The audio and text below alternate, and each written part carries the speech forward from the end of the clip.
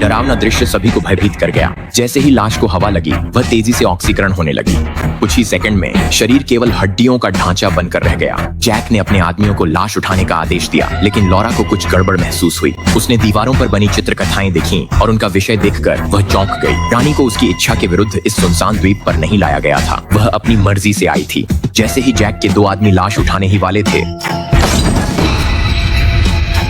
वह अचानक उठकर बैठ गई। सभी डर के मारे उछल पड़े। हालांकि जैक घबरा गया, फिर वह हंस पड़ा, यह समझकर कि लाश किसी यंत्र से सक्रिय हुई थी। लेकिन उसी क्षण जिस आदमी ने लाश को छुआ था, उसने कुछ भयानक महसूस किया। उसका हाथ तेजी से सड़ने लगा और यह प्रक्रिया साफ दिखाई दे रही थी। यह भयावह दृश्य सभी की रीढ़ में सिहरन दौड़ा गया।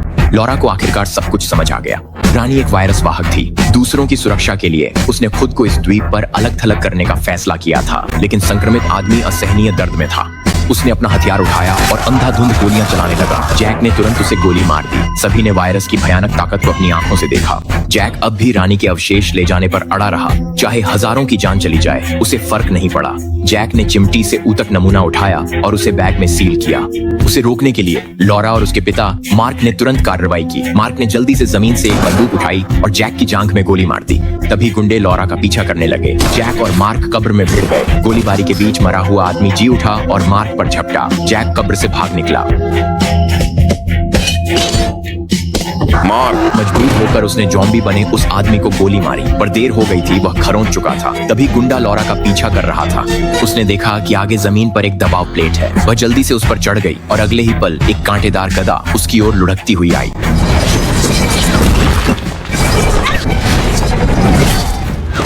जब वह अपने पिता को ढूंढने लौटी तो लॉरा ने देखा कि वे पहले ही संक्रमित हो चुके थे। मार्क ने अपनी बेटी से जैक को रोकने का आग्रह किया। उसने आखिरी बार उसे अलविदा चूमा। जैसे ही लॉरा वहां से चली गई, उसकी आंखों में अब अडिग संकल्प था। डर की कोई झलक बाकी नहीं थी।